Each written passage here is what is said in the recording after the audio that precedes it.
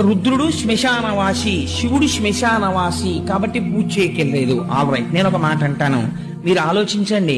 శ్మశానము దేని వల్ల అపవిత్రము? శవాలు పెడతాయి కాబట్టి అమంగళము.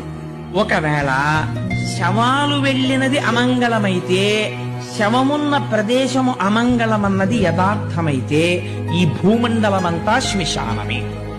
శ్మశానంలో చచ్చిపోయాడా, ముందు ఇంట్లో చచ్చిపోయాడా? ఇంట్లో చచ్చిపోయి శ్మశానానికి వెళ్తున్నాడు, హాస్పిటల్లో చచ్చిపోయి శ్మశానానికి వెళ్తున్నాడు. చావన్నది వచ్చింది శ్మశానంలో కాదు, ఇక్కడ వచ్చింది. పిండాండము బ్రహ్మాండములో కలిసిపోతున్న పవిత్ర ప్రదేశం శ్మశానం.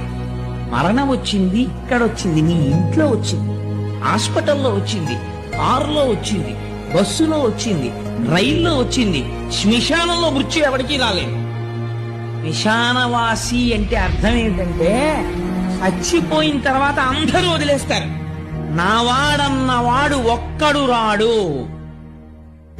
జీవుడు నా భార్య అంటాడు. ఆయన ఆఖరి ఊపిరి అయిపోతుంటే, ఎగ ఊపిరి వచ్చేస్తుంటే గుండెలు బాదుకుంటూ ఏడుస్తూ నిలబడిపోతుందంటే ఆవిడ ఏం చేయగలదంతకన్నా. కొడుకు ఎక్కడి వరకు వస్తాడు? శ్మశానం వరకు వచ్చి అంచేష్టి చేసేస్తాడు. వాడు తిరిగి వెళ్ళిపోతాడు. 11వ రోజున బట్టలు పెట్టుకొచ్చి బావమరిది పెట్టేస్తాడు. అప్పుడు ఇంకా తోడొచ్చేవాడు ఎవడన్నా ఉంటే నీకు